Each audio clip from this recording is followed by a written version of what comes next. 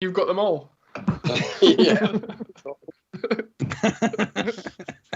It was like, Ward, fuck off. Sellotape to your back. Told you to take those home with you.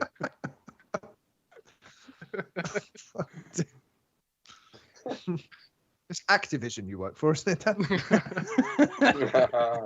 He's the fun guy. Oh, Crazy Dan's back in. Making his jokes again. No, He's only recently stopped doing paintballs.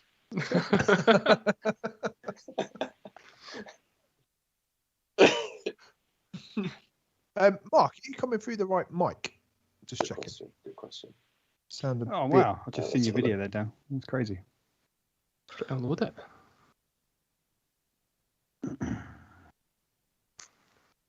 That should be better. Yes. It is better. Way better. More importantly, is it that microphone on Audacity? That is the microphone on Audacity. That's the one I had actually checked because I'm actually terrified of that happening. My biggest fear of when I'm recording is the cable falling at the back of this, because it's happened once before. Oh. It's just not overly secure. Well, That's my biggest fear. in life, Yes. Wait, That in a and- cold sweat. Cable falling out, chewing the cable. Chewing the Oh. cable. Rat around his neck. That is weird. Don't swear.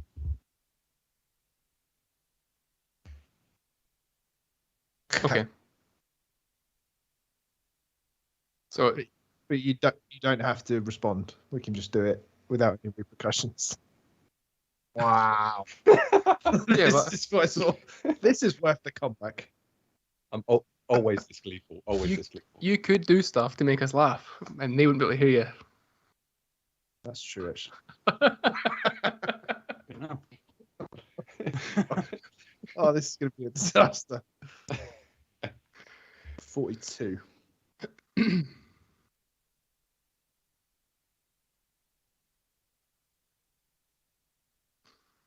Hmm.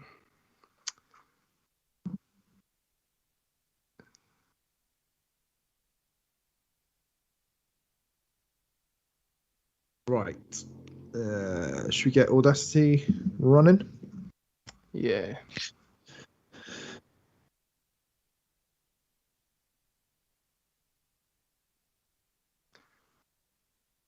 Yep. Yep. Yep. Yep. Yeah. Yeah. Yeah. We'll If we've got time. Yeah. yeah. We'll check that just in case.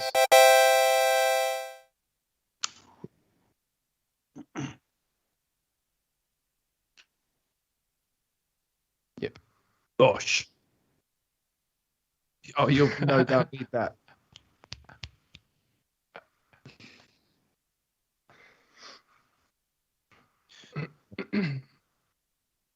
Lovely. It's good, this.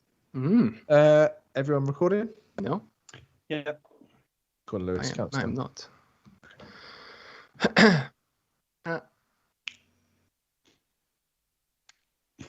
What we do? Perfect. Perfect. Right. 3, 2, 1. You guys were all in sync there. I was a little bit ahead. What's he doing? God. Have you hit the intro? No, okay. Nobody said anything profound. He was just waiting. You up?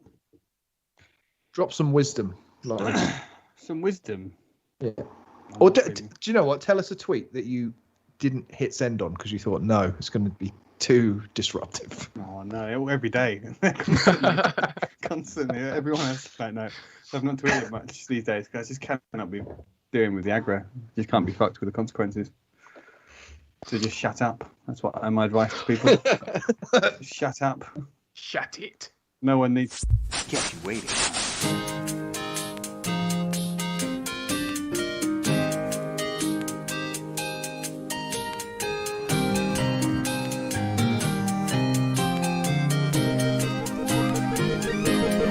Sucks.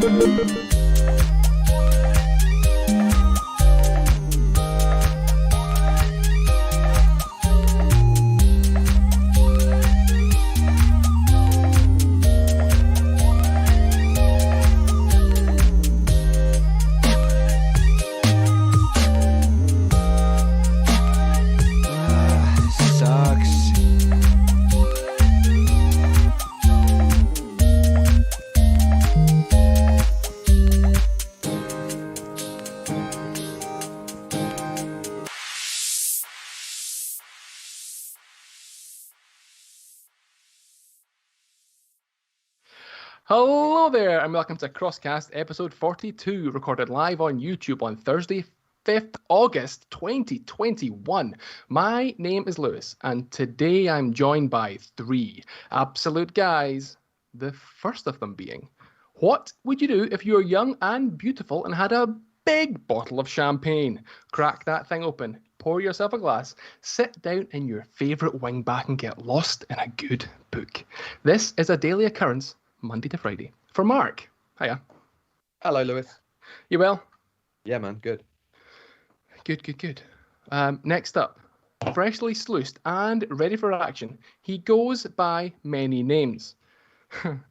Chode Cottage, Willy Bungalow, Phallus Caravan, Knob Manor, Dick House, Keith Flat.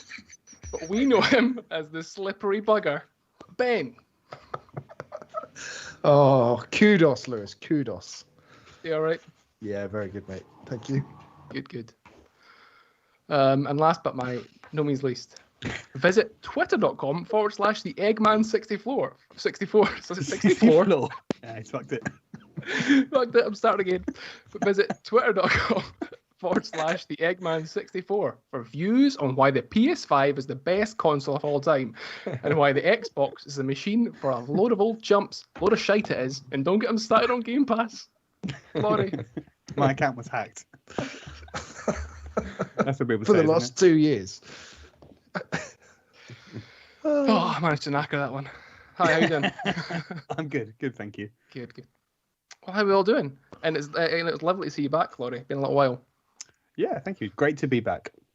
Good. Too long. Yeah, too long. We're all well. We are all well. Well, yeah. I've finished my last day of work today for a week and a bit, so that's nice. You're always on holiday. You're on holiday more than you work, Laurie. What? How the other half live?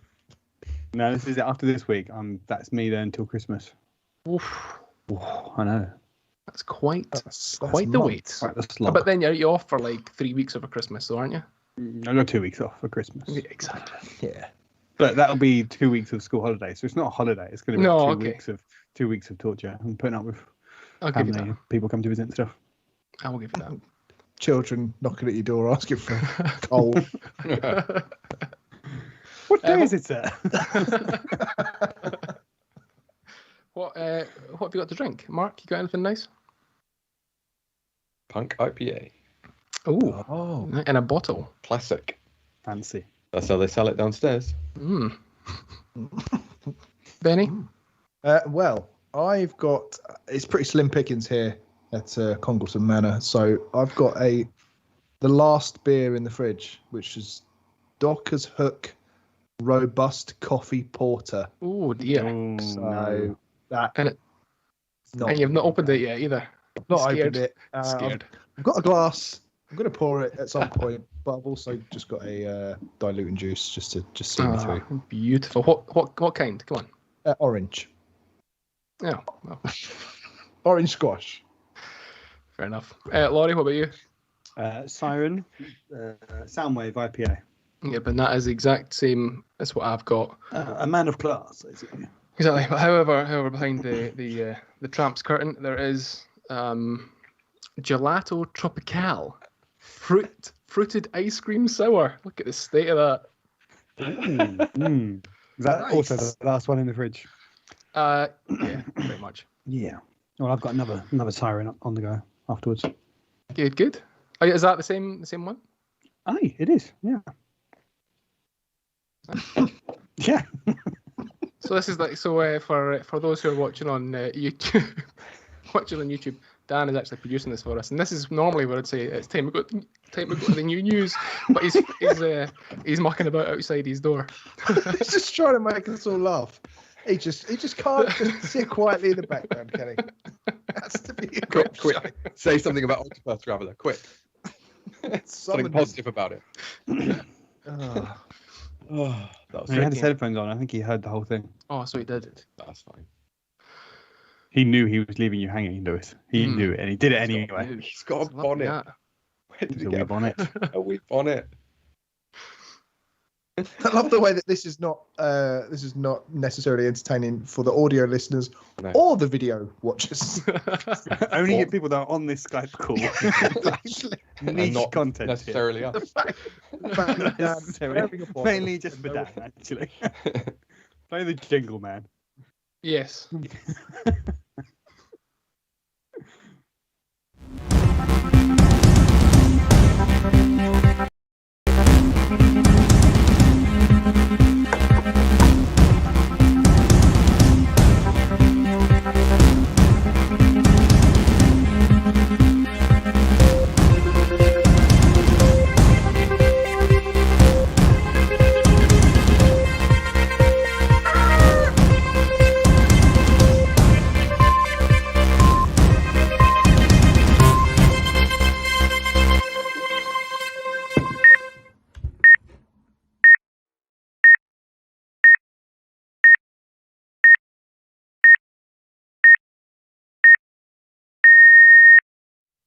Tonight, the headlines: Switch sales again, fall in PS Plus subscribers, and Ninty updates Mario Golf and Pokemon Snap. Okay, so Switch sales being announced again for the quarter leading up to 30th of June, and I always feel this comes around quickly. We always seem to have a bit of Switch sales news, but it has shifted.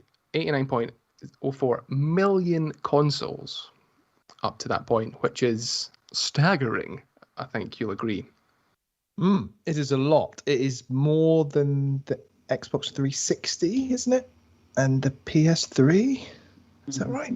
Something like that. That's a lot. Everyone had a 360. My 360 is in the cupboard behind me. So yes. Yes. I didn't know one. No one's surprised. I think everyone in the States had a 360, and some people in Europe had a 360, and no one in Japan had a 360. Yeah. Probably like that, but like the world has all bought the Switch, so I think that's maybe why it feels weird. Is it on track to overtake the Wii as well? Yeah, it is. Yeah. Was it 105 million or something for the Wii? Around that? But that's not even that long, then, is it? Really? 101. Sorry, 101.60 million. That will surely reach that after the Switch OLED. That will do 10 million on day one, won't it? That will by Christmas anyway. Yeah, I would imagine it'll be over the 100 million mark by Christmas. And also games. Mario Kart 8 Deluxe is, I think it's about to go past Mario Kart Wii. I think they're like almost neck and neck. Mario Kart Wii just ahead, but it's 37.8 million. Sorry, 0.8 million for Mario Kart 8 Deluxe, and 33.89 million copies of Animal Crossing New Horizons as well. Insane.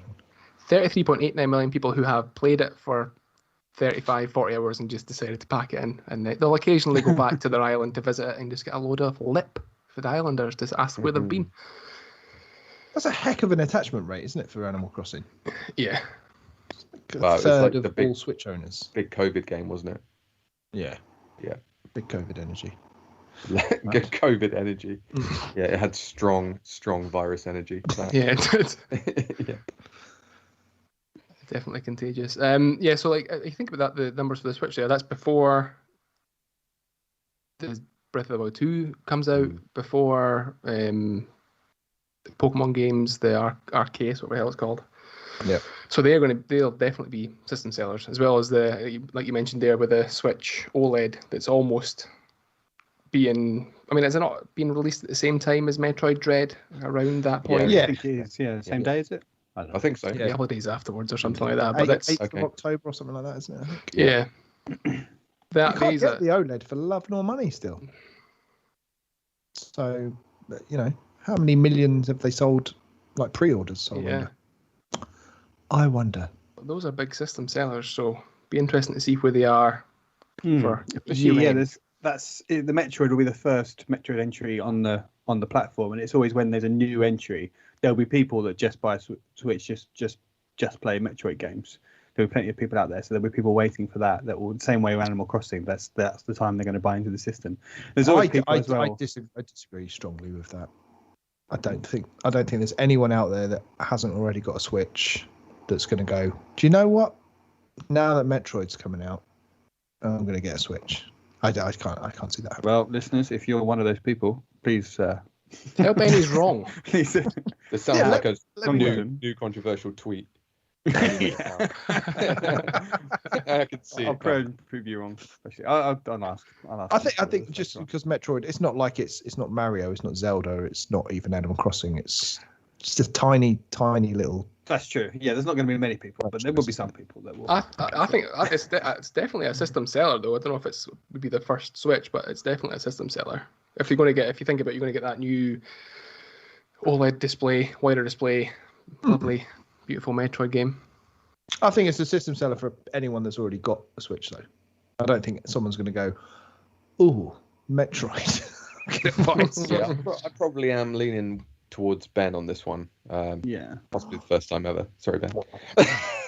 First the white t-shirts and now this month. No, I mean, you are both right in that Metroid is a very niche franchise. Yeah. But my point was just every time a new franchise, when it's the first entry in a franchise, there will be people that only care about that one franchise, some hardcore nuts that love Metroid. But you're right, it is a very niche, one of the most niche of their franchises. It doesn't sell very much historically.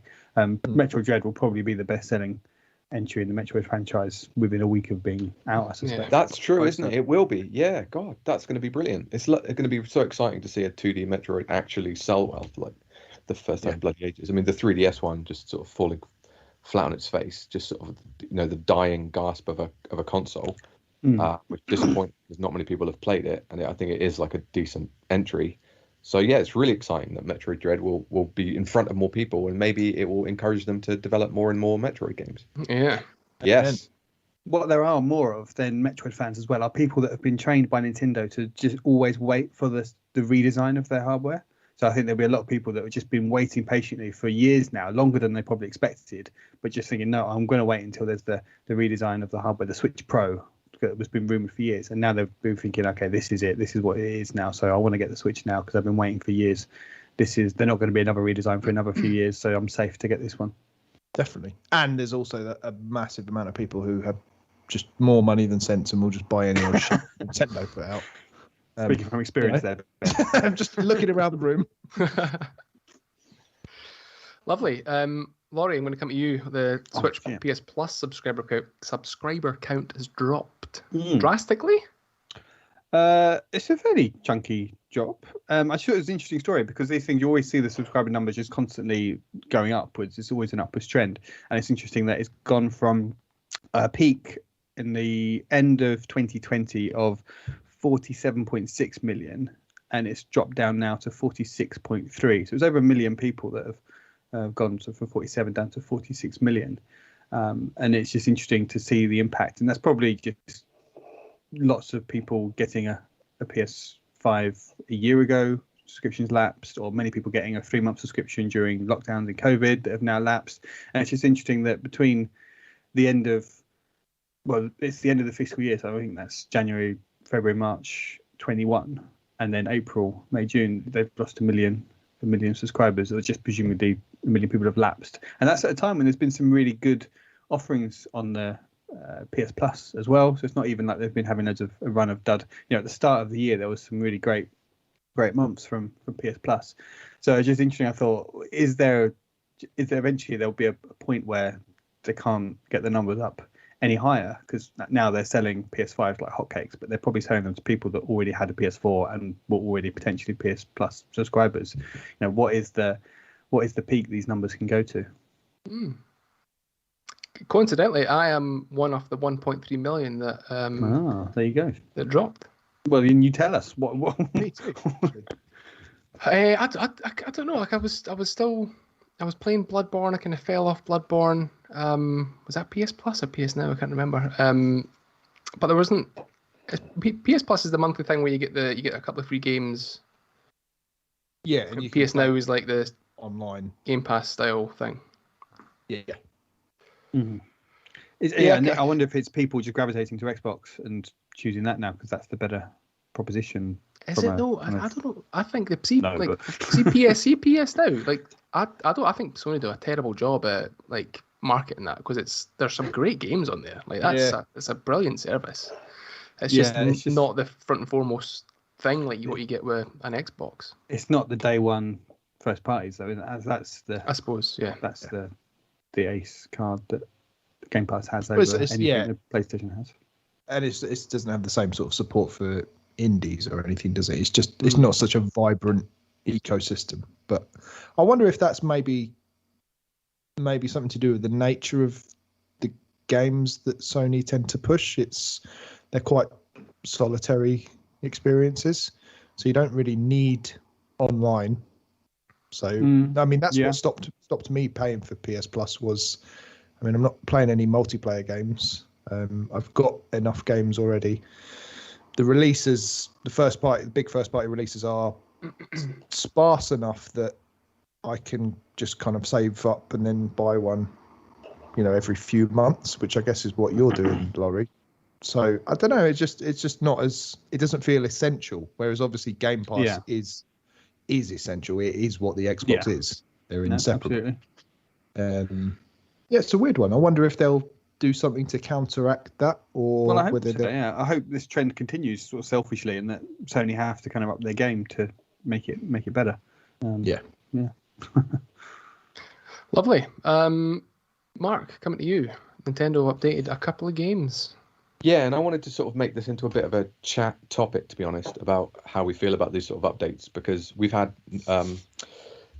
new Pokemon Snap got an update August 3rd with 3 new areas, including one where the vehicle is shrunk down. So you can get close-ups of little bug-type Pokemon, which just sounds adorable and makes me just want to buy it just for that, to be honest. And the other big update is Mario Golf Super Rush gets an update, I think tomorrow, so August 6th, if you're in Europe or if you're in a country that recently left Europe. And that includes a ranked battle mode. The New Donk City from Super Mario Odyssey gets its own course. So a brand new course there, which looks pretty awesome, actually. A new golfer, Toadette, and improvements to motion controls. And what I wanted to just throw out there to you guys is, like, these both feel to me games that they could have just delayed it, and then these features, these updates could have just been part of the main game that you paid for. How do you feel about games coming out and then scoring lower because they don't quite feel complete, and yet you know that in a month or two or a year, 6 months or a year's time, they're going to have that extra update that means that they're going to score higher or would have scored higher? Do you wait, or do you buy and then expect the updates? How do you feel about it? In a post Mario Tennis world, I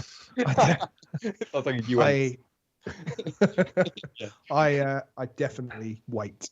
So I had that firmly in the front of my mind when Mario Golf was coming out. It was like, nope, this might be good, but it might equally be completely underbaked and a bit shit. And that seems to be the general consensus. It's weird though, because I kind of get the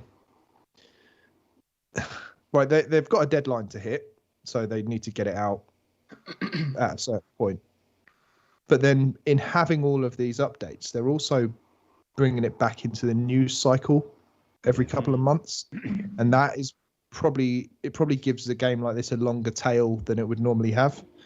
So it's difficult. Do you make it as good as you possibly can day one and hope that people like it and hope that it sells out, or do you hold a little bit back and then just drip feed it out and hope that the kind of word of mouth goes around and the public perception of it improves over time?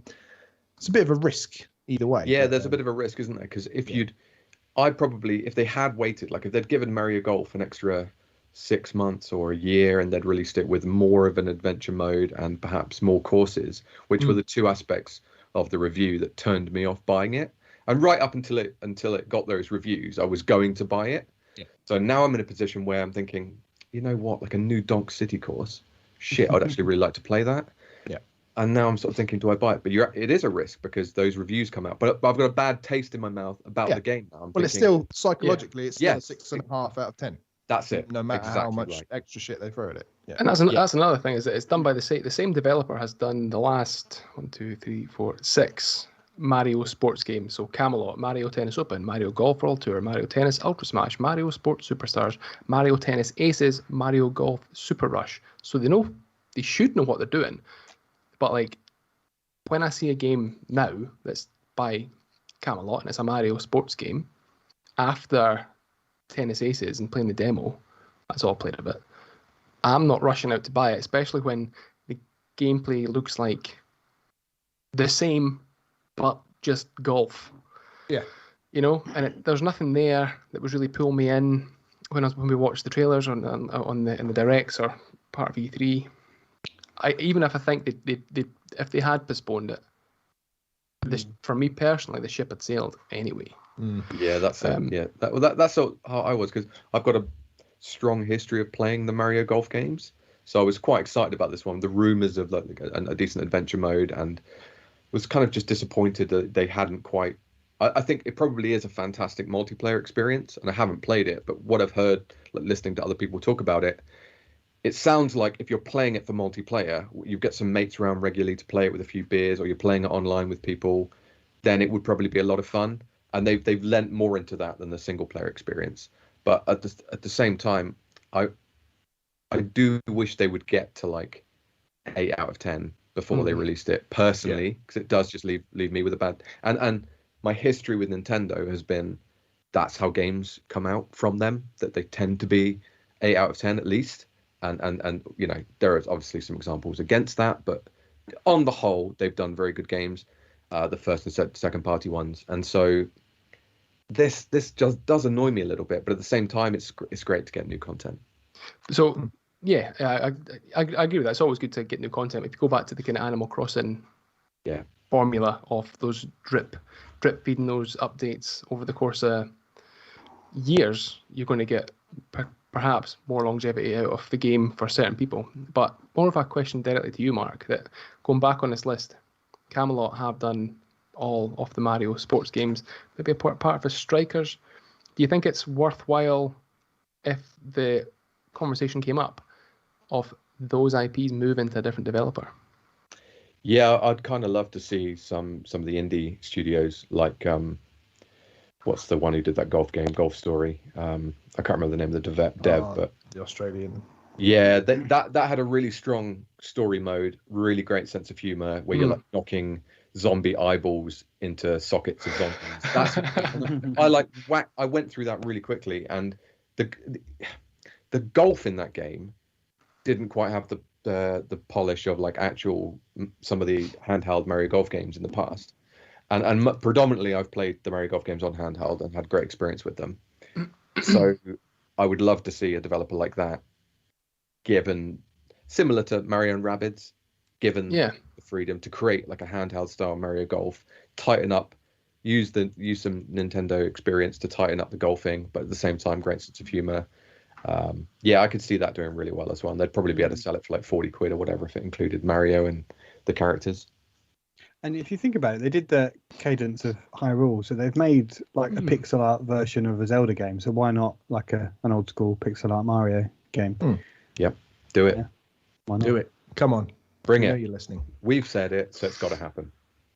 I kind of see the golf and the tennis games as more of a sort of play for that casual Wii Sports market, where they it's people that buy the Switch because they want to just have some sort of family fun and do some motion games, and there's probably dads that play golf with it and then want to play Mario Golf with their kids, and if that's the sort of market they're targeting with that. And if you look at the adverts, that's what's going on with them and stuff.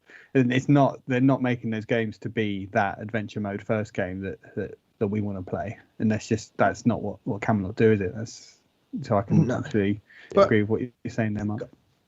obviously conscious of don't want to dwell on this point too much, but I feel like that they make these games too complicated for that market. Because I got Mario Tennis thinking, oh, cool, I can play this with the family. But there's all different kind of crazy moves and button combinations that you have to pull off. Too difficult for me, let alone, Yeah, but yeah, I mean, we games in the family. You were just like swing Joy-Con, Joy-Con. Yeah. But if we get into a topic of games you struggle with, we're going to be here all night, Ben. So... Sorry, mate. Savage. All right, let's move on then. Mario coming up. Sorry. What's next? Let's move on to pick up and play.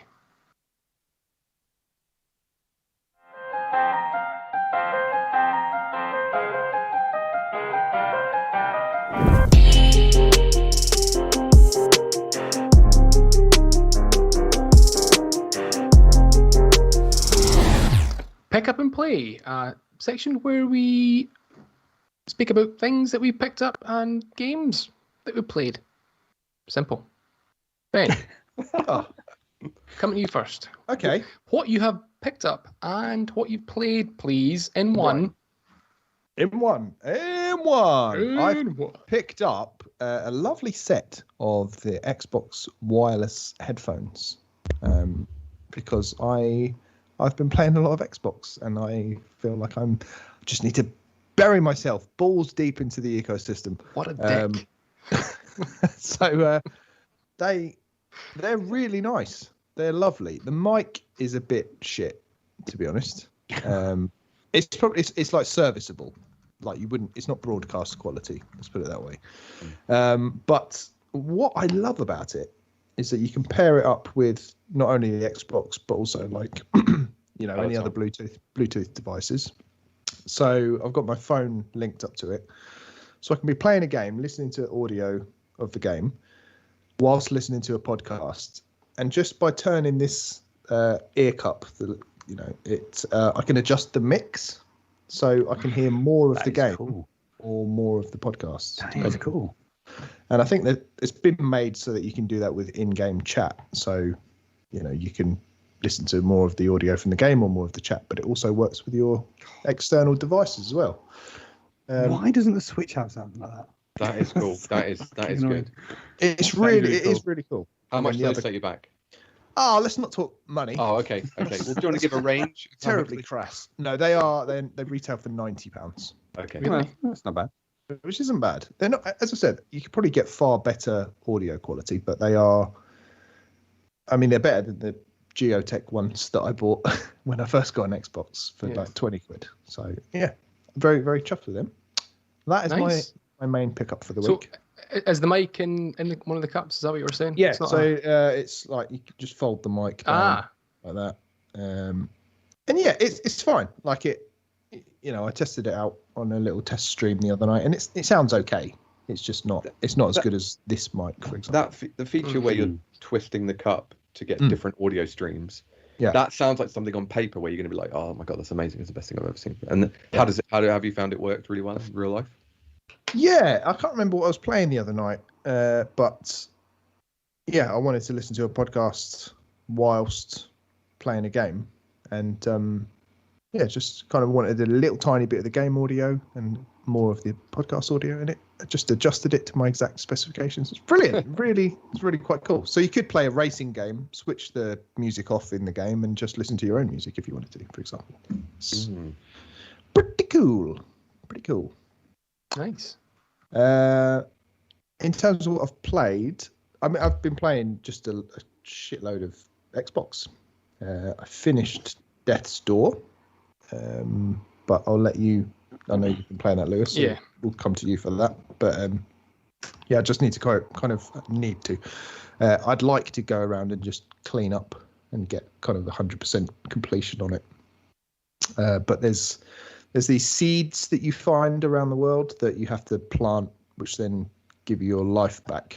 And I've got 4 more that I need to find, and I have not got the slightest idea where the hell they might be. So, and obviously I've looked up a guide, but then they're like, oh, there's one here, one here, one here. I don't know the ones I've already got. So it's a case of having to go to all of those 50 locations to see if I've got the seed or not, and I can't be asked. But wonderful game, still very much my game of the year so far. I'll give my thoughts on it in a wee while. Okay.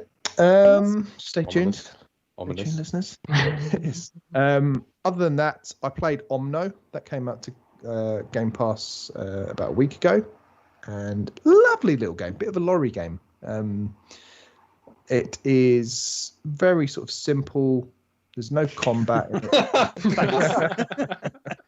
Even a baby could play it. Yeah. Just pour at the screen like this. It basically plays itself. Yeah. You're just going around solving quite, easy puzzles. It's just a pretty chilled experience in these beautiful environments. Bit of 3D platforming, physics-based puzzling. I think it's about 3 hours long. Developed by one guy who just gave up his job. I think he was a graphic designer or something. Just gave it up. Put that on Kickstarter, I think. And then, it's good. It's really good. It's on Game Pass. I would urge anyone to check it out. It's just a nice, chill little experience. Lovely. That's not the one that's like Journey-esque, is it? That's not that one? I think on a previous episode, I did say it reminds me of Journey a little bit, and then Mark kind of said, "Oh no, it's not anything like Journey, you fucking idiot." Since playing it, I've watched a few reviews, and all of them have compared it to Journey. So I feel if Mark says it's not like Journey, though, well, then... Mark knows best, doesn't he? Again, that's not me. No, it is. Oh yeah. Okay, it was me. I forgot. Yeah. Omno. I think there's nothing not to like. It's a little bit vanilla and a little bit bland if I had to pick holes in it, but it's one guy. Come on, Ben. Let's see you make a game. Right. Listen, mate. I know you developed this on your own, but just a little bit bland. A bit bland for me. Spice things up a little. I know I didn't pay for it, and you made it all entirely by yourself. But next time, can you make it? Also, this is coming from a place of knowledge. I have done the first 2 tutorials in Game Builder Garage. So, I'm not just some casual. Connected up a few more node on.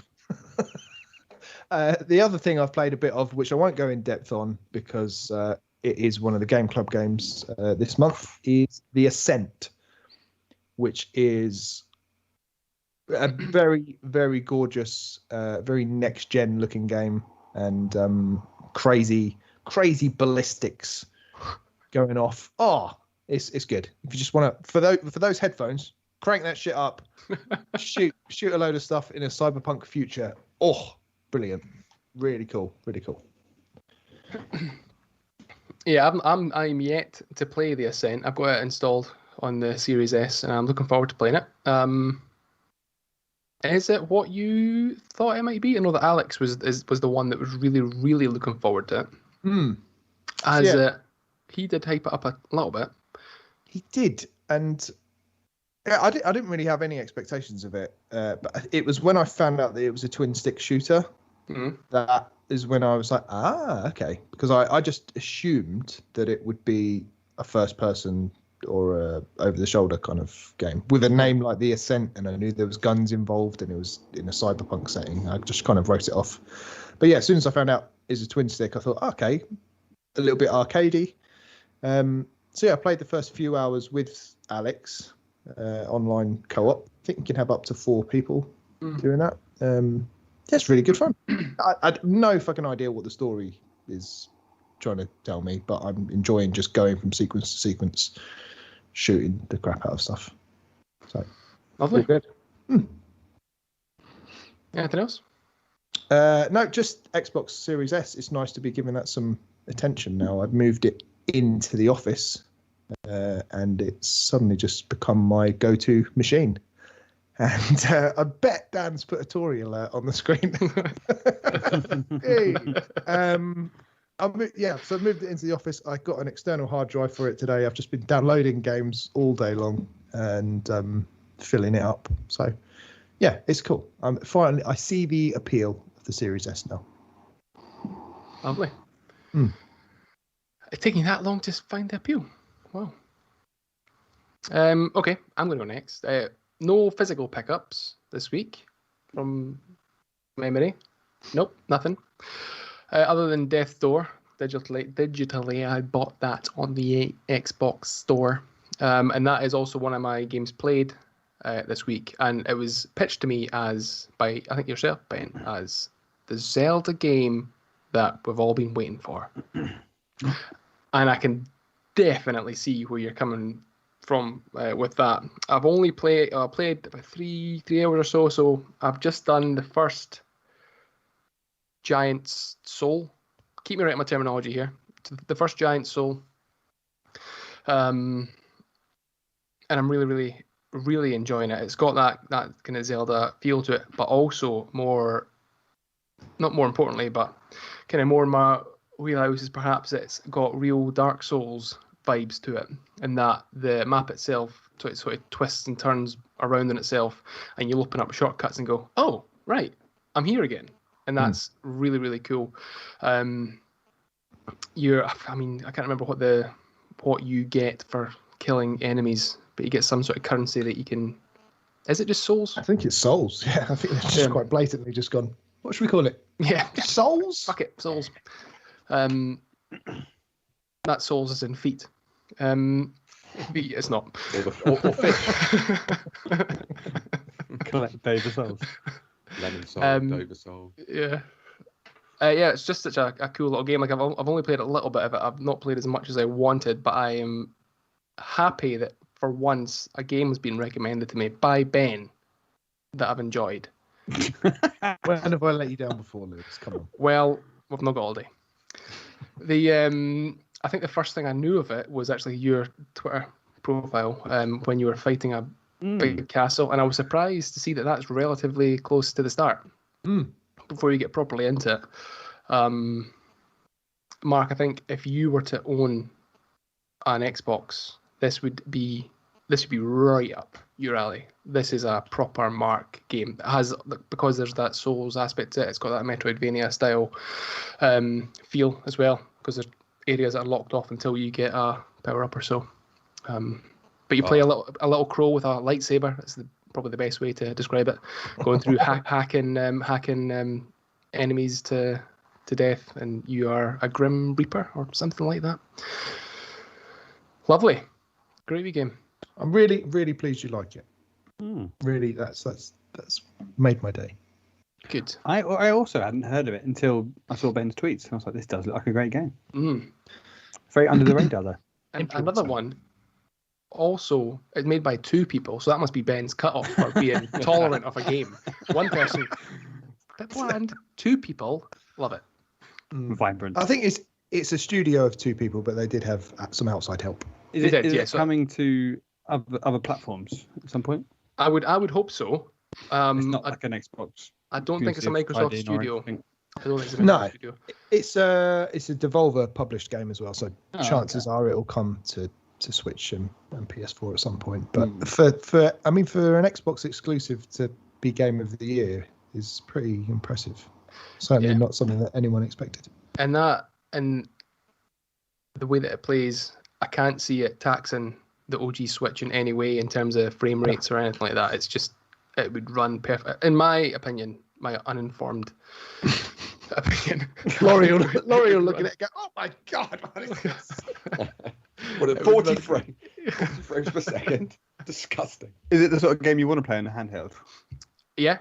There's nothing there that would take away from it being on a smaller screen. Nothing at all. Is it suited to bite-sized chunks of play? It's also very funny. The writing's top notch. Funny. But yeah, I played maybe about a third of it handheld, and it was it's definitely a handheld kind of game. It'll be beautiful on Switch. Yeah. On that OLED screen. Oof. I think if it had already been out on Switch, it wouldn't have been so under the radar, to be honest, because some of those bigger indie titles get more. They do get more of the story. I'm not. That's what I'm saying. I'm not dissing the other consoles for that, but they tend to be more for the bigger games. I think the indie games like Hades, right? Hades and stuff. Yeah, that's what you mean. Come on, I know what you mean. Yeah. Fair. But I'd say there's like direct references to Dark Souls, like Pothead, who you meet in the first few hours, is almost identical to the Onion Knight from Dark Souls. Great game. Play it. And other than that, I spoke to Romuald next door, and he gave me a copy of Metroid Fusion. I've been playing through that after finishing Zero Mission. Yeah. The Where did that voice come pants. another. Did everyone else hear that? from? Yeah, it was in my head. I am so annoyed I've not played the 2D Metroids up to this point. Like, just finished Super Metroid in June, Zero Mission. I gave the copy back to my neighbour. He gave me Fusion afterwards.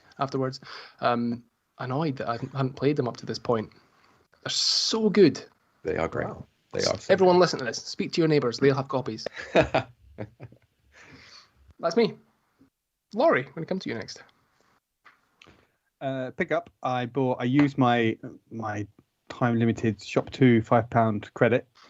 Well, they didn't deliver something on time, and I picked up Judgment, which is that Yakuza spin-off game that I've been hearing lots about and lots of people have been raving about, and it was on sale for £25. So to get £5 off that as well, it just seemed like a no-brainer, really. It's got lots of Sleeping Dogs vibes to it, lots of Shenmue kind of vibes to it, and I've always wanted to kind of play a Yakuza game, but just there's so many of them and I've got no idea what's going on with them, so it's not a franchise I've ever wanted to, never wanted to take on, basically. So this has got no connection at all to Yakuza, no characters. I think there's some in-jokes that overlap, but that's it. So yeah, I'm looking forward to playing that when it arrives. Just before you move on there, can we just discuss on what a great idea that £5 release date or compensate is from Shop 2, because they are literally losing nothing. Well, yeah. Well, yeah. They're late a day, but then getting you to buy something else, aren't they? Yeah, Even though you're disappointed with their service. And you can't use it on pre-orders, which is what's annoying, because they're like, well, you have to buy something you wouldn't. That's already out that you haven't bought it yet because it's already out. So yeah, it's making you spend more money.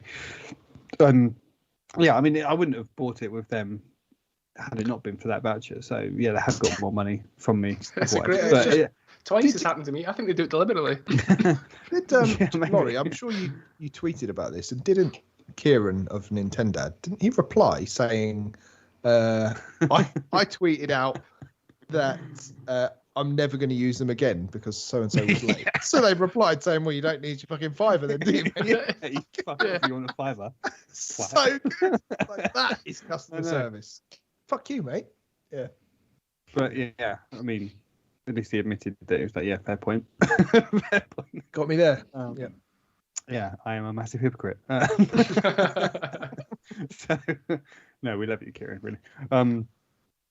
So yeah, I feel a bit bad for them in a way, and you complain because it's not their fault. It's the Royal Mail, like they're all kind of pandemic, aren't they? They're not, no one's there delivering mail. All the post is slow at the moment. But I don't suppose, guarantee it then. Exactly. Don't use an unreliable carrier. Well, then you're not going to get people coming back to spend like that tenner that they need to spend the fiver. Yeah. Hey, man, it's a great I got idea. Yoku's Island Express for £10. I am laughing. Yeah, no, I think it was the PS5 version of the game for £20. I was like, yeah, I can't. That's great. Yeah. Gosh, I've actually used the £5 credit for store credit in the Microsoft shop, and that's what I bought Death's Door with. No, there you go. So I haven't played that yet. I have been playing instead Plague Tale Innocence. Been sinking quite a lot of time into that. I think I'm quite near to the end of that. That's on PS Plus this month. So pick that up, and it's basically The Last of Us, but set in medieval France and rats instead of zombies. But it's essentially the same gameplay of a bit of combat. There's no guns or anything, obviously. There's not really any melee combat. It's more, but there's kind of lots of puzzle solving. You're basically making your way through environments, working out there's a puzzle to how you get past the rats or how you get past the enemies. A bit like in Last of Us, when there's what's the optimum way through this encounter that's mainly stealth based, or how do I distract people and slip past them, whilst I've got a useless companion here that I need to shepherd all the way through and help them over obstacles and things, and manipulate the environment to create walkways and bridges and things that I need to do. And it's really good. It's the story on it is really compelling and really interesting. It looks really amazing. I'm really enjoying it. So anyone that's got PS Plus, definitely add that to your library and get around to playing it at some point soon. Don't think it's too long. I think apparently it only takes kind of 10 or so hours to complete, and I can't be too far off playing it now. So yeah, big fan of that one. And we got a code for that for the cloud version on Switch, and Mark has been enjoying it as well, right? I have, yeah, it's great, and it does look great. I mean, obviously, I'm playing the less great looking version on the cloud on the Switch, but it actually was good enough that, like, Christine, when I was playing it, she said, "Wow, this looks really good." Like, you're not normally playing games that look that good. Yeah, no, fair play. It does look really good, and I haven't had too many issues really with it playing on the Switch. So anyone who's listening to this or watching who perhaps only has a Switch, I can actually fully recommend, alongside Laurie's endorsement of the actual gameplay throughout the 10-15 hours, I can fully endorse the Switch version for the 3 or 4 hours I've played of it so far.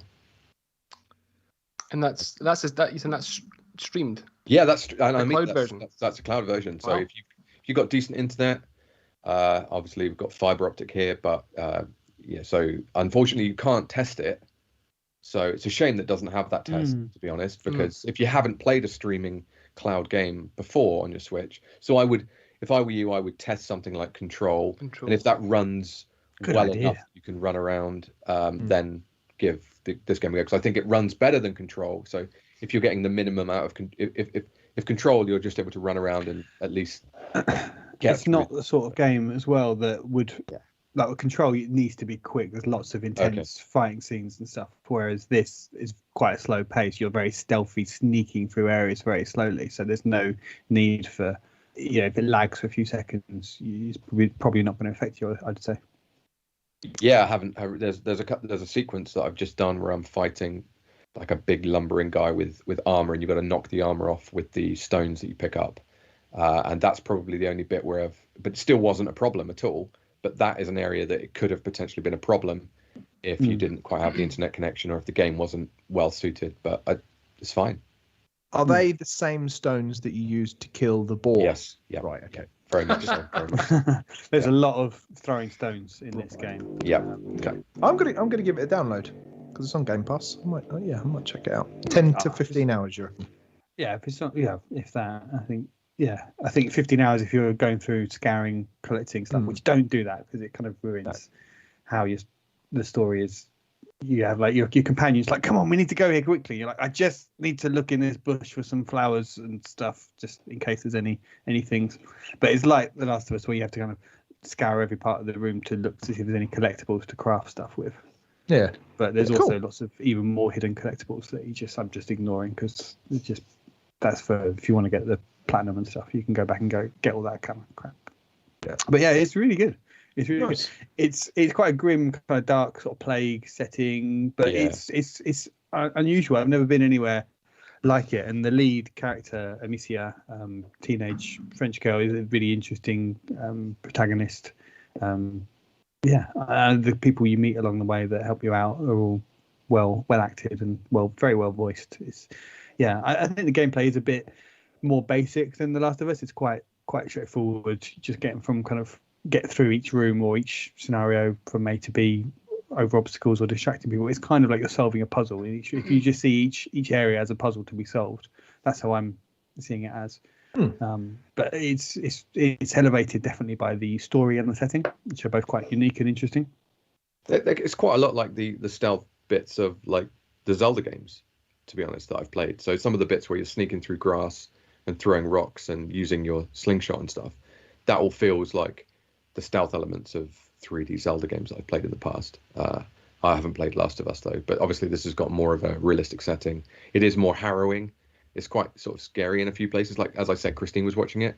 There's a few moments where if you get caught by one of the guards that you're trying to sneak past, it's obviously pretty brutal. They do just like kill you straight away. So then it just restarts that sequence. Yeah. And the kid, there's a kid with you as well. So you sort of assume that everyone's being, they're obviously carried off. So it is a little bit, bit of a content warning there for anyone who's perhaps a little bit afraid of that sort of thing.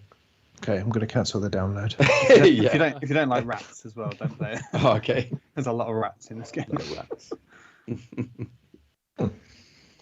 Right. Anything else? You kind of touched on Skyward Sword Just earlier on. Skyward Sword, yeah. First time I played that, so I'm playing that just in half-hour chunks every day with the boy.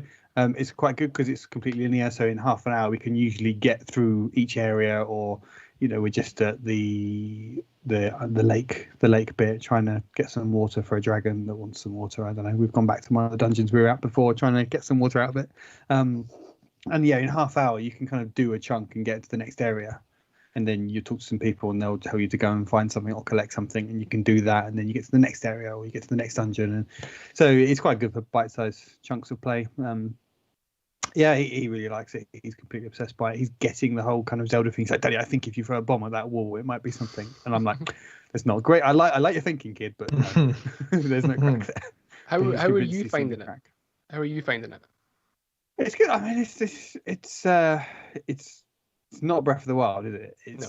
But it's nice to go back and play it and to see a lot of the stuff in it that you go to areas that I went to at Breath of the Wild with no context. You're like, it's these shrines. I've been here at Breath of the Wild when they're all ruined and stuff. So that's quite cool from that point of view to see them all not ruined. And but it's I'm enjoying playing it now. I'm not sure if I'd have played it 10 years ago on the Wii, I'd want to replay it now. And it's one of those games that I'm doing that motion control stuff, and I just like, this would be so much better if it was just a normal control scheme. This is not more fun or anything. Trying to do some of the things like throw a bomb, that's sort of roll a bomb and twist the bomb. I'm like, this is more not like fun. Why? It's more like friction than a gameplay feature. It's like, why have they made this so hard? And the combat as well, like even like now they say it's better. Like, Christ, it must have been a torture playing it on the Wii then. If this is better now than it used to be, because you try and just trying to stab this motherfucker. Come on, trying to swing it the right way, and this the big goblin's got like his shield to the left. He's like, yeah. The worst ones are the electric swords or whatever. And it's just so unnecessarily, like you say, Ben, friction. It's just like, I can do this, but this controls just aren't doing what I want them to do. I think it's worse. I think the motion controls to me feel. I don't know whether I'm just remembering. I would love to boot up a Wii and play it with the Motion Plus to see, because it felt like the Motion Plus you were able to actually swing from one side, swing from the other side, better than this. I don't know whether that's just hindsight. Well, that would make sense because it's different, isn't it? So the Switch controllers are gyro based, and the Wii was obviously a pointer, so it was. And the button controls are just impossibly. They don't work. They're so rubbish. And when you play with the handheld mode, or I'm fine anyway, because the right stick you can't use it as a camera. Whereas if you're playing it with the Joy-Cons unattached, you can use it as a camera because then the motion's there to control the sword. But if you're playing it docked, you need to use the stick. You can use the right stick as a camera with the. But you have to hold the button down, and that's not natural. Saying that, I was playing Pokemon Sword last night, and I was in the wild area, and I held down L to move the camera. And you don't need to. I was like, oh yeah, you don't need to do that. And then like a couple of minutes passed, and I done it again. I was like, sake, this isn't Skyward Sword. Come on. It's so brilliant being able to move the camera around, though. At least they've added that, because it's such a nice thing to be able to just walk around, move the camera, see the environment properly for the first time. So I really love that. Yeah. Stop slagging it off. Yeah, I'm enjoying it. I'm really liking it, but it really does show its age, is my point of what I'm saying. It does. And it's great. I'm enjoying it from a kind of to fill in the blanks of where I missed out on the Zelda games.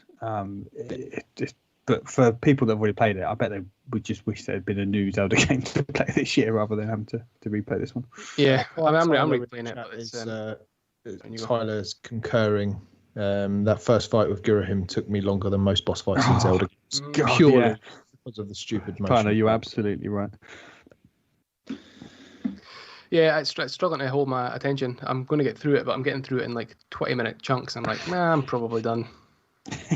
Hey, I admire that. To play with. Yeah, I played about an hour of it, and I didn't have anything. I wasn't necessarily down on it, but there was nothing drawing me back to it. Yeah. And I think that's when Death's Door came out, and then the rest is history. There are just Yeah. better games out just now. Yeah, exactly. They were just better games. It's nice for my kind of curiosity and that kind of legacy appreciation perspective for me. But there are just better games to play than this now. Better Nintendo games, better Zelda games to play. I'd rather replay Breath of the Wild, to be honest. If I'd already played this, I'd rather replay Breath of the Wild, which I'm going to do after this because boy's really into Zelda now. So I'm just thinking, you like this? God, kid, you are just it's gonna blow your mind when I show you Breath of the Wild in a few weeks' time when we finish this. Brilliant. Can't wait for that.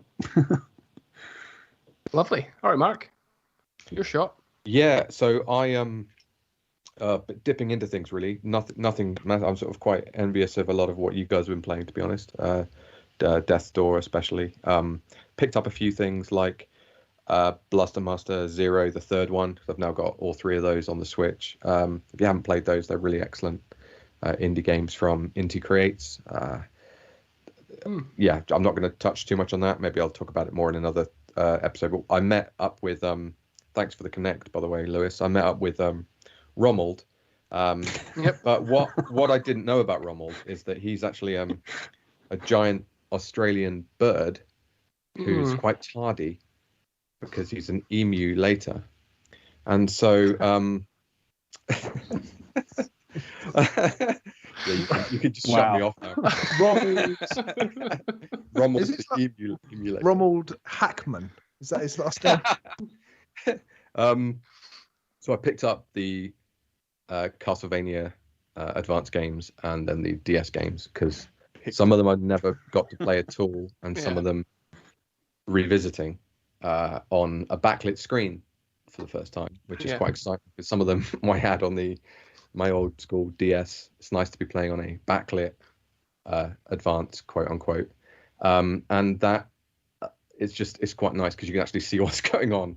But they're really excellent games, and if you've not played, it's nice to be going back to sort of like they never did very well at the time. So the advanced games, if you look at the sales figures for the advanced Castlevania games and the DS ones, they only really ever sold in the sort of tens and thousands per copy. So they never did really well, but they kept making them. They kept churning them out through that whole era, and one by one they were the sort of peak of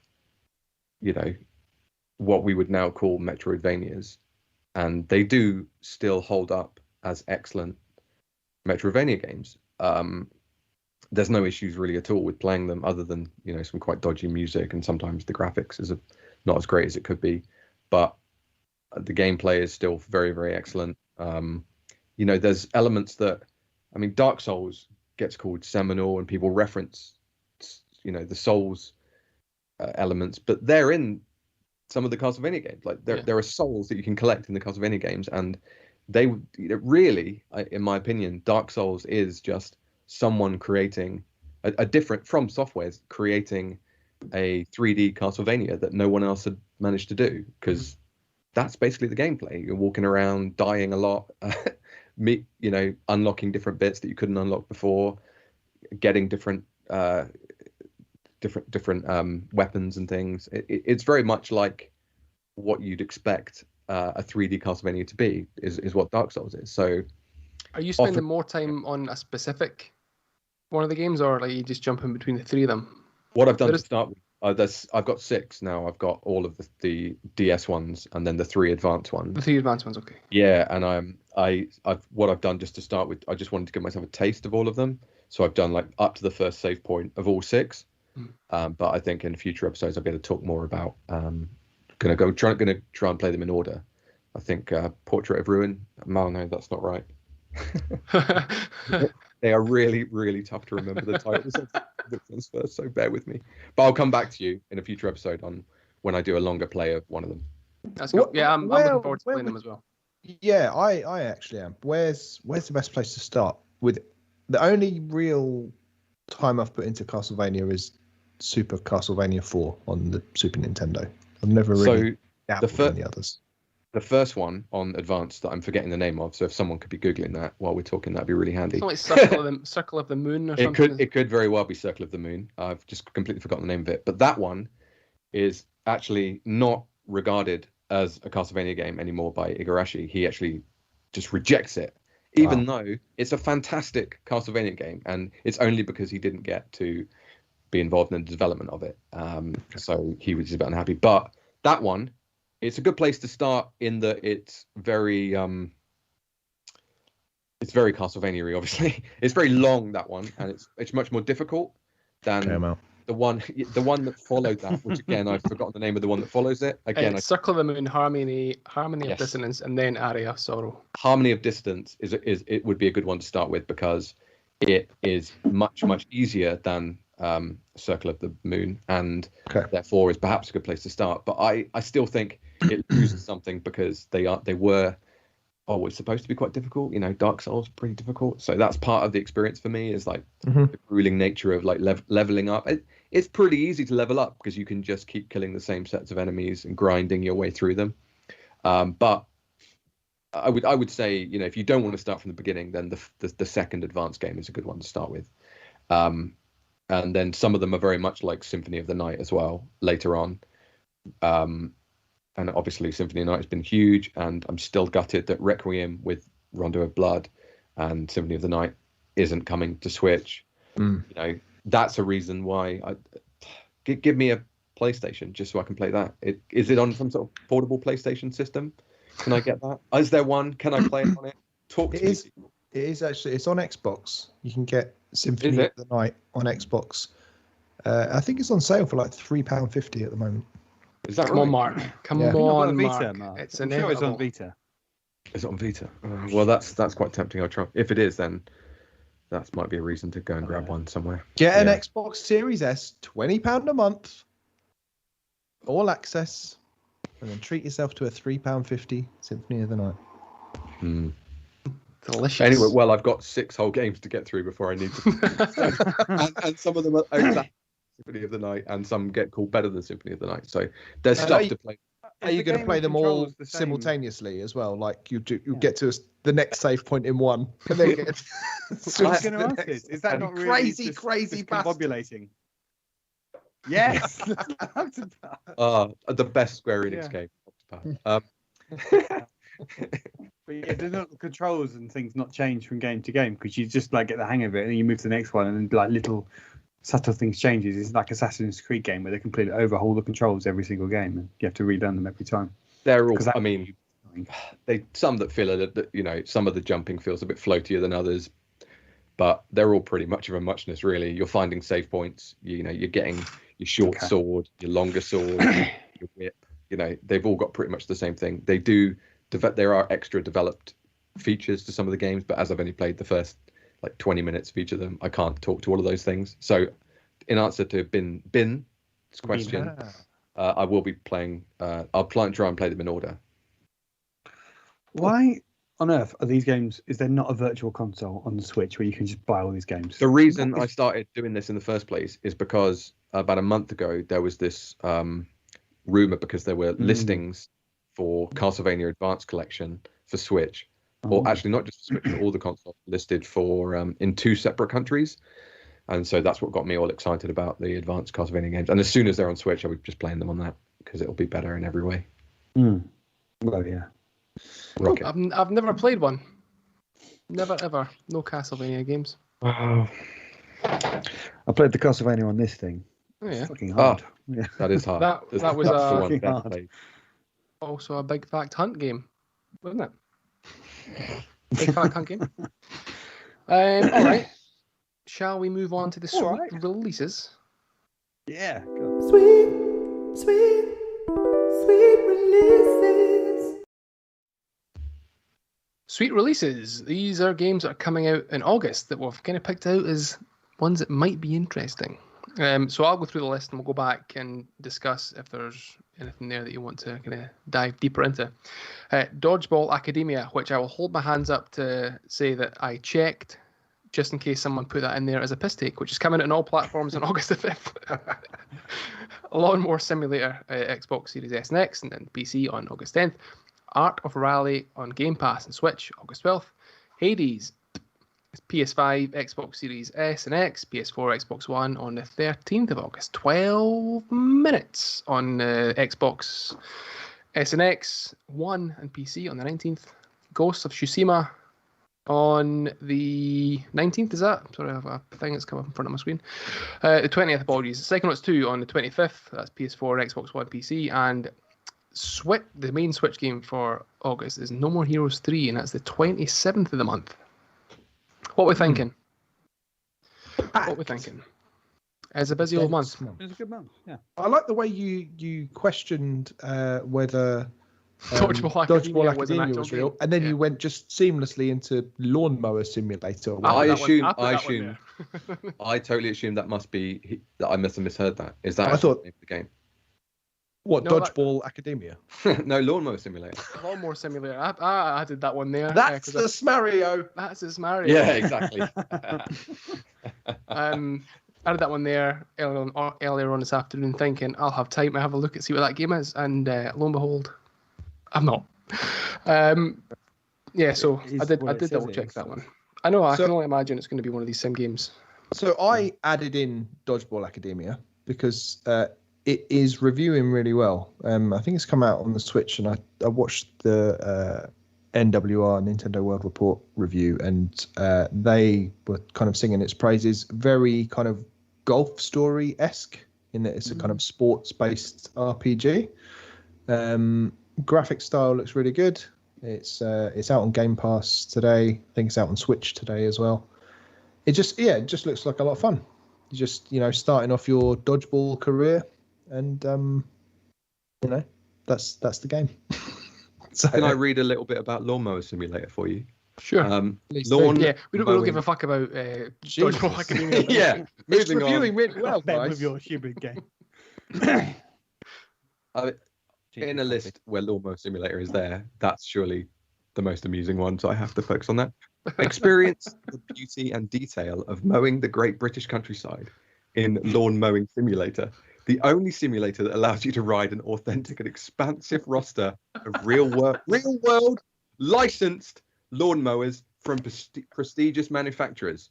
Can any of you guys name any of the manufacturers before I list them? Still. Story alert. JVC. Lamborghini. No, that is one, but none of them are listed. Husqvarna. Toro, Skag, and Stiga.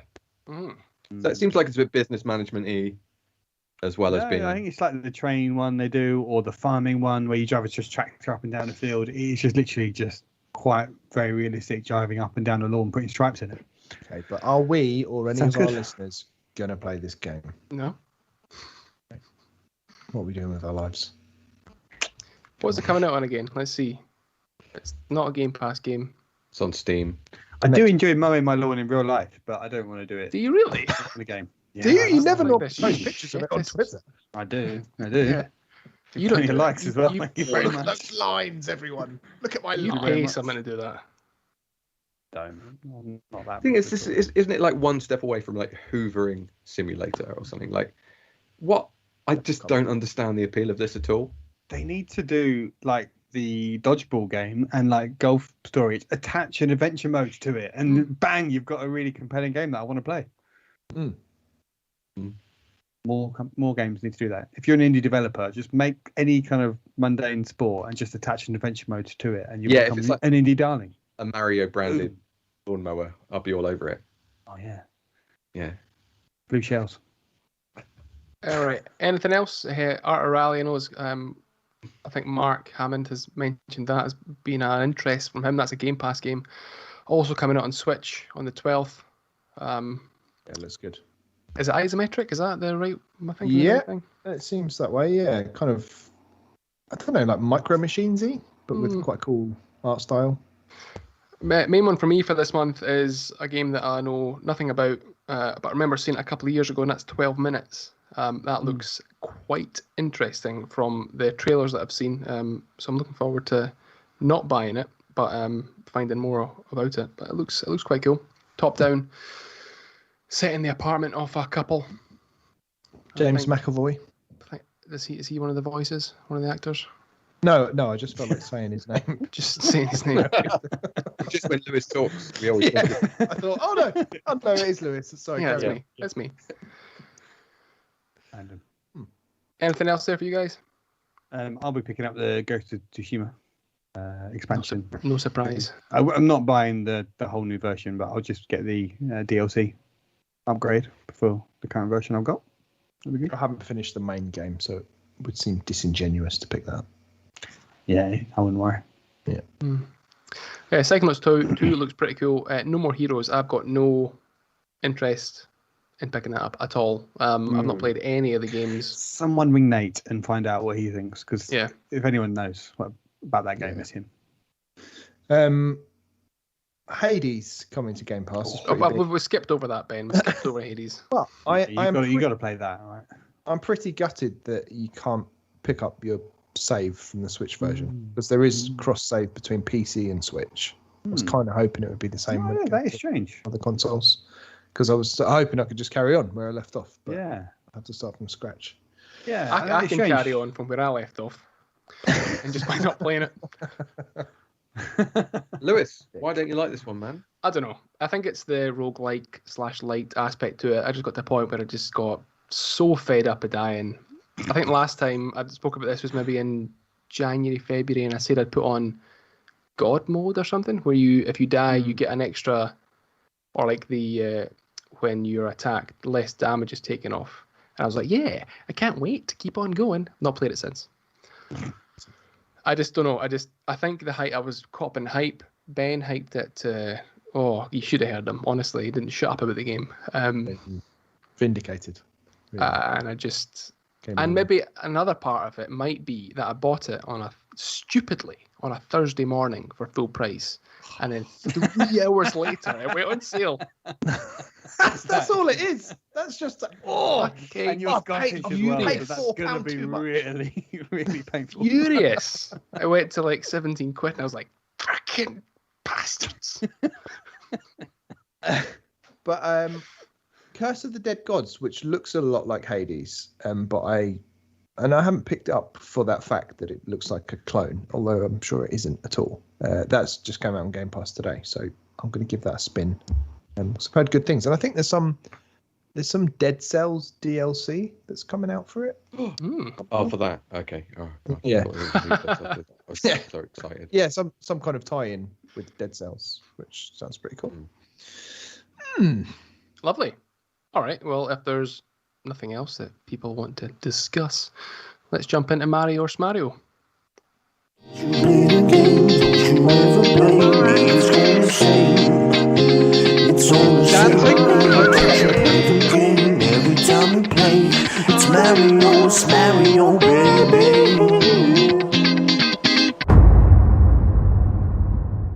Hey, and welcome to Mario or Smario DS Edition.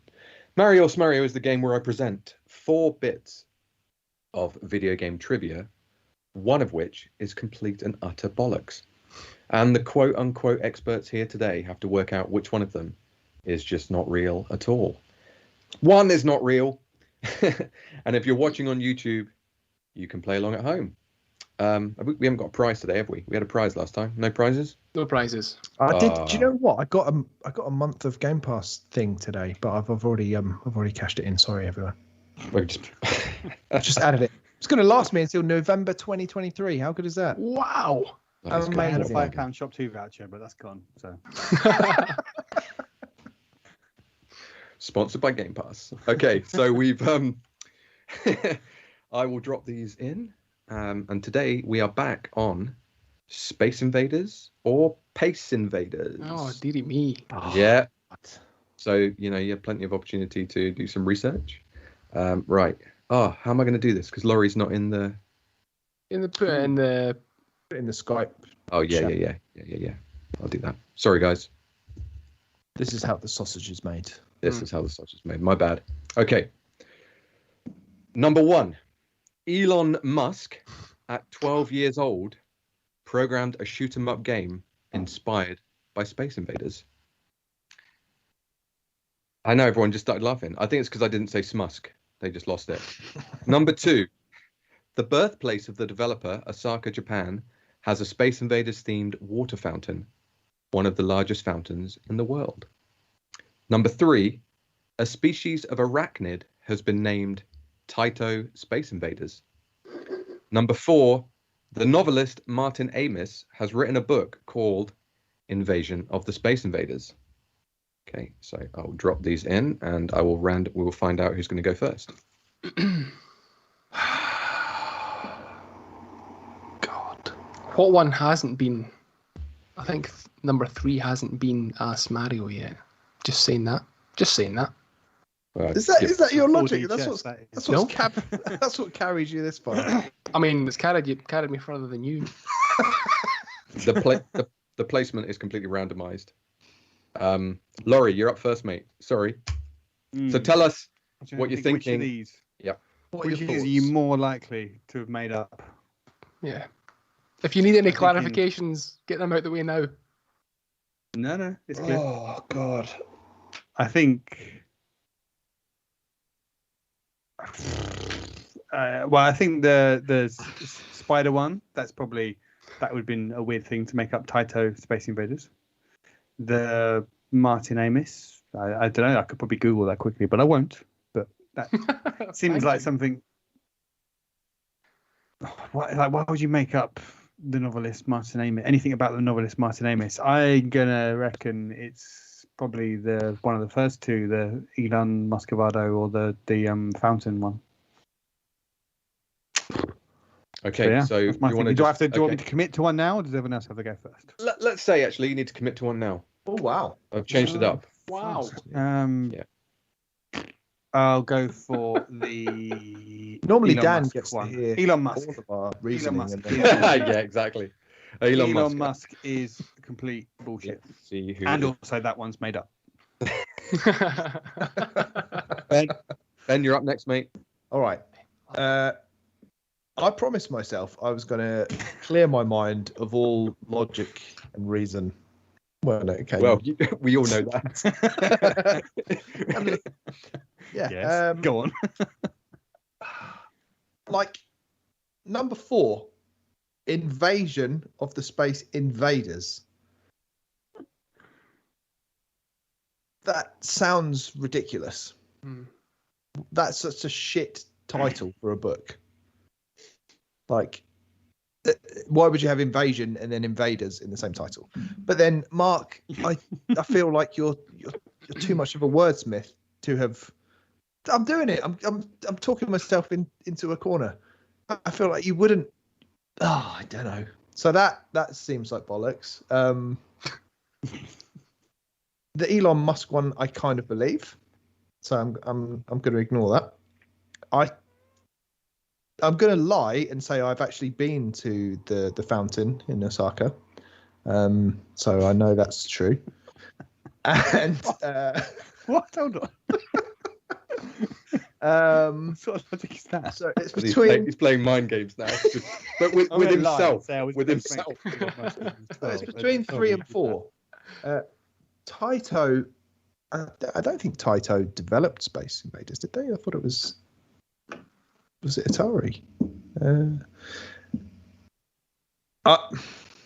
going to go for 4. I'm going to be wrong. I'm going to go for 4. Such confidence. Such Martin confidence. Amis has not written a book called Invasion of the Space Invaders because that would be stupid. Lewis, you're up next. I mean, is there even an author called Martin Amis? Elon There's Musk. no way of knowing. Yeah, who knows? And it's it. Yeah, Elon Musk at 12 years old. I can believe that. Species of arachnid named Taito Space Invaders sounds like some bullshit that probably happened. And yeah, that author with a book. Yeah, probably. I think if there was a water fountain that was Space Invaders themed, that was also one of the largest fountains in the world, we would know about it. Well, I do. I've been there. You've not been there. I literally just said I've been there. I've seen it. Yeah, okay. So I'm going for 2. Wow. And Dan, you're not playing? He's gone for 2. Anyone in the chat? I haven't been monitoring. No one said anything yet. Okay. See that once there's no prizes, no one cares. No one cares. Okay. I will reveal these in The order of my choosing. The order they're most true. Yeah, the order of most annoyance. Number 3, a species of arachnid has been named Taito Space Invaders. That is true. In 2014, 2 Brazilian zoologists described a new species of arachnid as Taito Space Invaders. And it was inspired after the game because of the resemblance of a fleck in the dorsal scutum, the animal, to a typical alien in the game. Wow. And Wow. the genus Taito is a name for the company that produced Space Invaders. Okay, so Taito did make Space Invaders. Yeah. Fair enough. Number 4, the novelist Martin Amis has written a book called Invasion of the Space Invaders. Is also a Mario. Sorry, Ben. Oh. That was republished in 2018 Space. as a facsimile edition of the earlier 1982 book. It has a really funny front cover, so I recommend go check that out. And the new facsimile edition was introduced by Steven Spielberg. So, What interest, that is just a shit name, isn't it? it is a bit of a shit name. I'm sorry about that, Ben. But Must what's be one of his probably early good books, is though, you didn't get the 1982. answer That's right. like 40 years ago, though. So it must have been probably wrote it in school or something. I don't know. Yeah, so it's written about like the people's obsession with playing the game and with games in general. And Martin Amis, obviously, Lewis is the son of Kingsley Amis. nice one, Ben.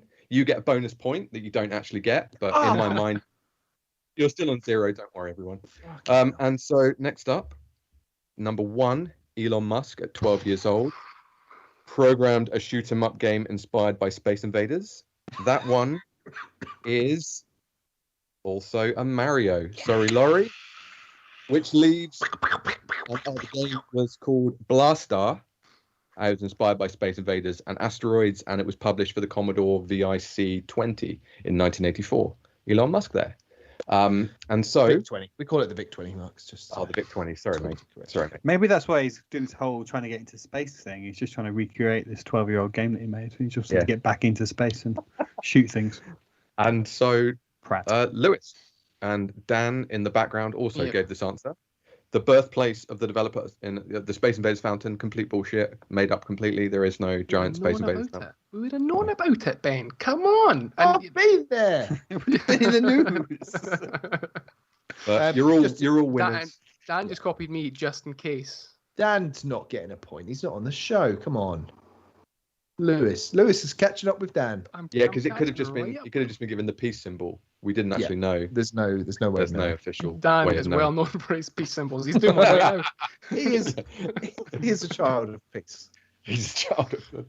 So yeah, well done everyone. That was Mario Smurf for this week. I hope you all had fun. And Alex will be updating everyone in Discord and all the places with the scores soon.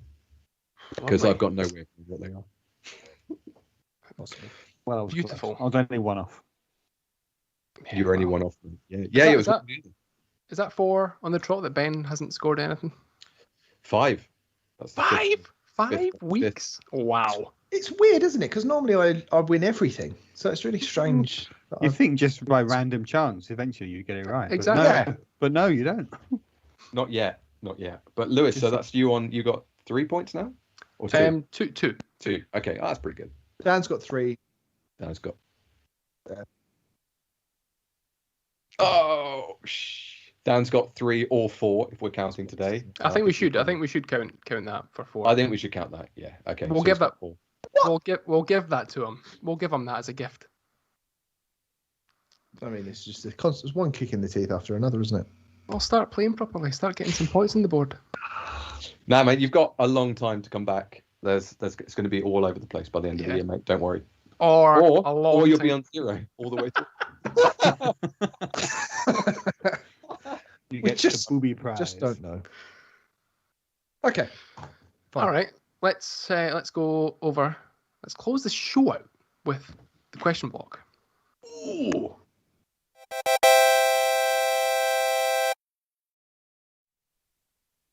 Question block time. So Ben, you asked some questions earlier on in Discord, and my, we got some responses. We sure as hell did, Lewis. We sure as hell did. Now, for patrons of this fine establishment, let's call it that, Teller, we answered yours for the pre-show, so you should hear yours within mere hours, perhaps even tomorrow. No pressure.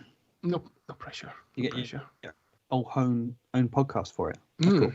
But for everyone else, let's go to Frosticles.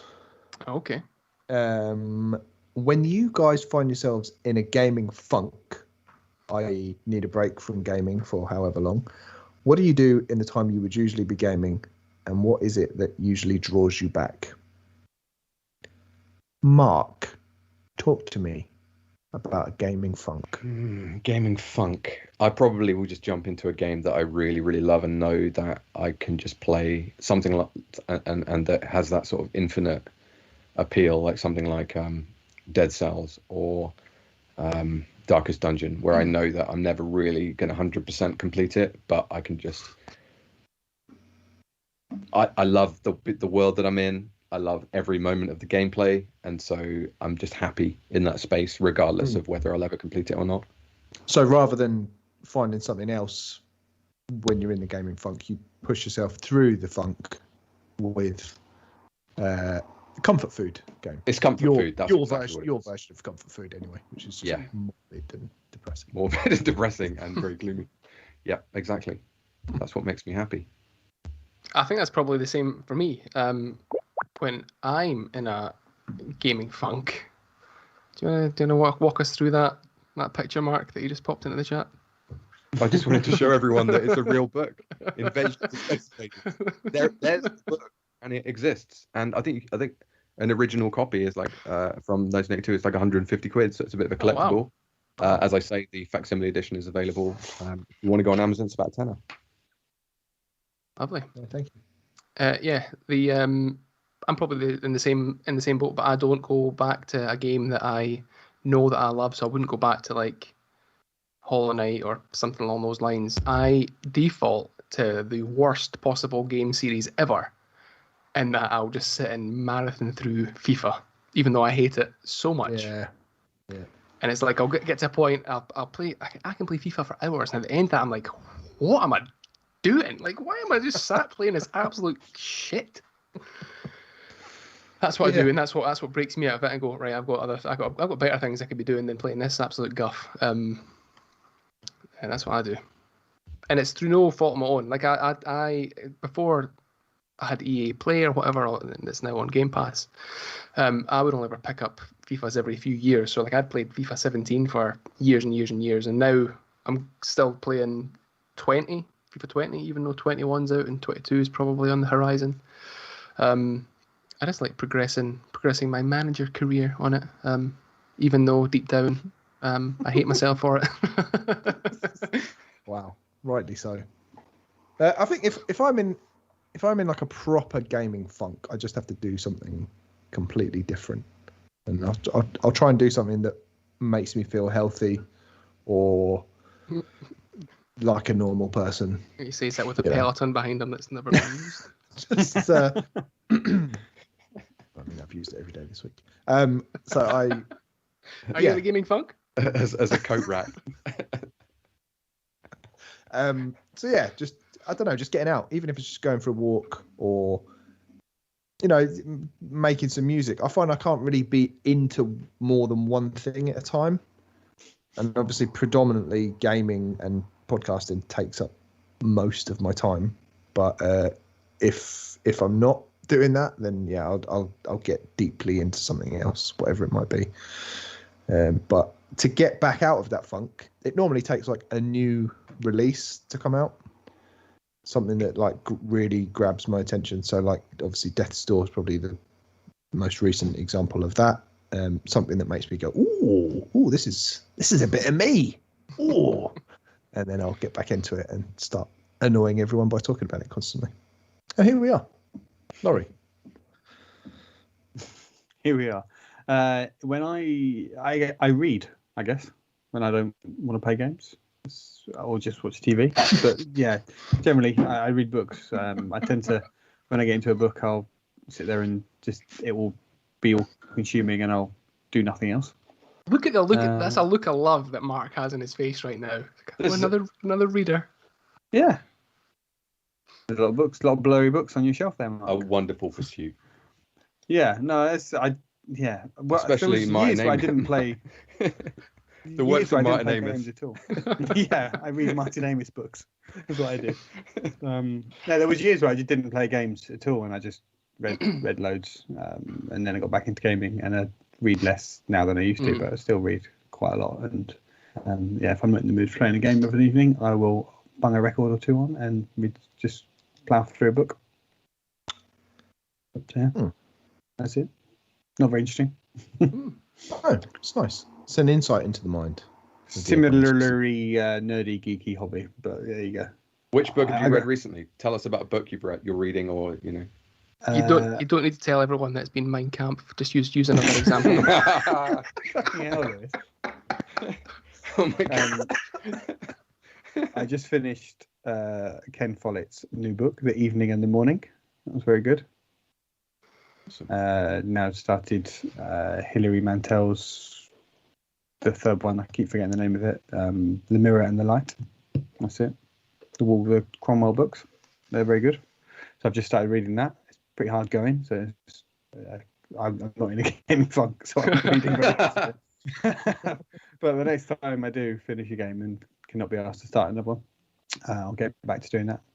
And the fact that you can do, I think that's brilliant that you can do that and have, like, you know, I used to read loads when I was younger, but I can't do it now with having kids. I'm just, as soon as I read, I'm like out asleep. Yeah. Same. So that's great that you can still find the energy to read, even though it doesn't sound like it's something that would take up a lot of energy. It's just something that just at the moment sends me off, and I'm yeah, going. I know what you mean. Like if you're tired, you read a page and you're like, nope, I got no fucking idea what those words you said. Yeah. Whereas you play a game, if you're tired, you don't need to kind of think about it. You can just mindlessly shoot things and get on with it. Progress. No, I get that. Yeah, there is sometimes when I'm just really tired, and there was a kind of year of having newborn twins that I didn't read a lot at all. But and there are books through all that are now. like going to be harder to read when you like something like Hilary Mantel. That's going to be a tough one if you've got like young kids to be able to focus on that. Whereas like there are books that are much shorter and more like immediately engaging that I'm sure would be like a better choice for someone who is struggling with that, falling asleep. Like some perhaps like comedic books or something. Perhaps the works of Martin Amis. Yeah, or just Never speak his name again. No, I'm not saying it again. I'm done. but like Smarter books by Con Nicholson, is like historical fiction guy. Just like there's really sort of it's like action adventure in a novel. It's this really compelling kind of fun, easy reads that are just lots of adventure and battles and stuff that are just fun to read. So I recommend those for that sort of situation. They're great like holiday reads as well because you can bash through books by Con Nicholson in like a week and they're great. Nice. What are we saying, Lewis? We've got time for one more question, or Yeah, where do you go? Wrapping up. Well, Okay. where are we at? Quick one from Scum Death Bastardo, who Awesome. is not a patron. Should be a patron. Come on, mate. Patreon.com/thecrossplayers. I'm self-isolating because the stepdaughter has COVID. I hope you don't mind us sharing. You did put it on Discord. So my question is, what game would see you through 10 days of isolation? Darkest Dungeon, without question. Straight in. What game would get you out of a gaming club? Darkest Dungeon. It's the one answer. In my humble opinion. I 10 seen days. this as he posted it, and I'm still struggling to think of a game. I think maybe Hollow Knight. There's loads to do in there, and it takes a good old while to play. Yeah. It's a toughie. I'd probably go for the Master Chief Collection. Shut up. No, I wouldn't at all. Probably best Beatles album, probably the best of the Beatles. I'd probably go for Persona 5. Persona 5, so that I can actually finish it. That would be, and then I can lord it over Dan for the rest of time. Even more. He's never finished it. No, he's never finished a game. It's a fact. That's true.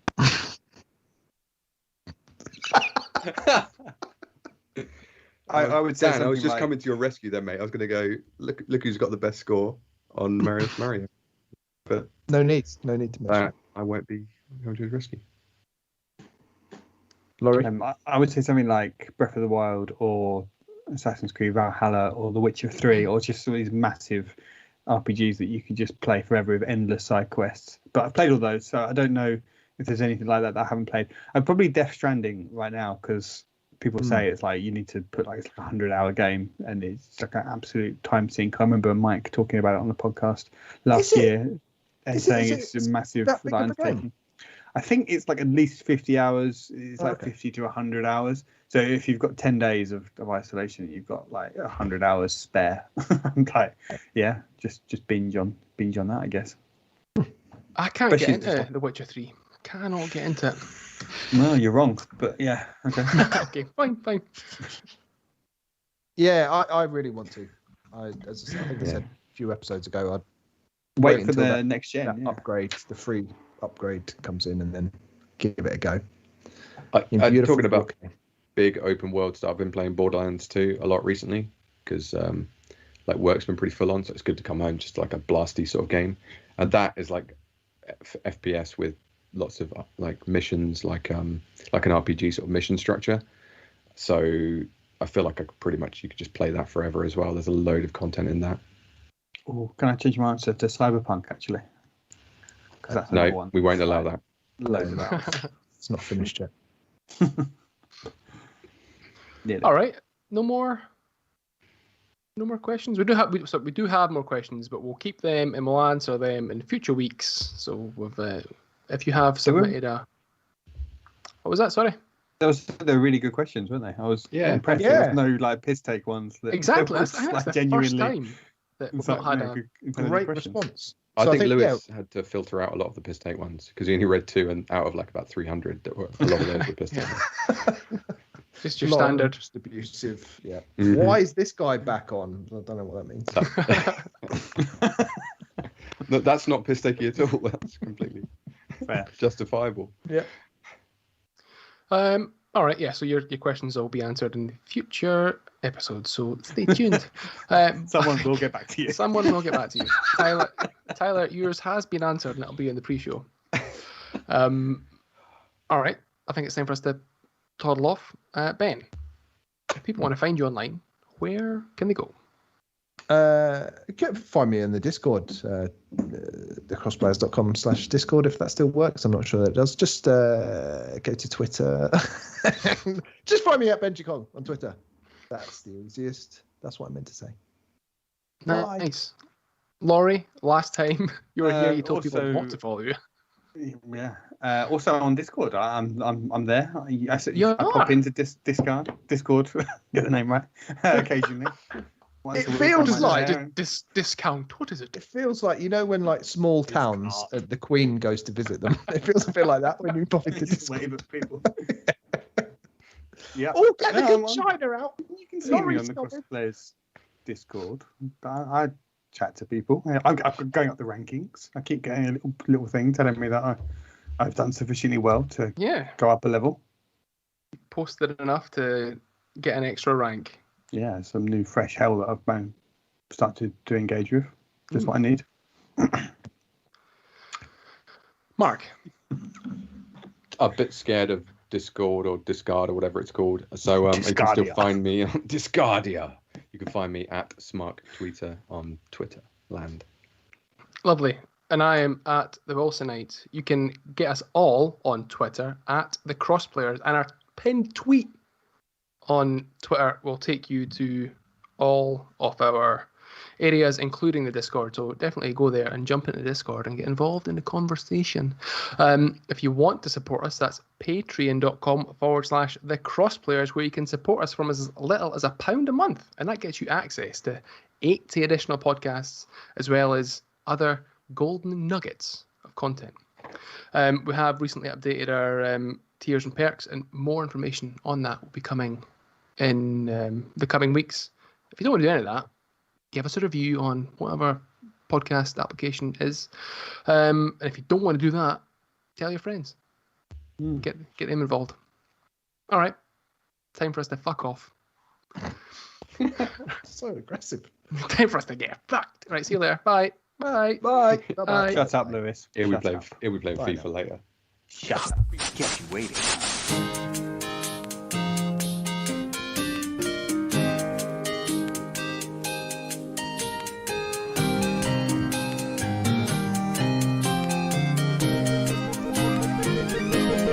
Bye.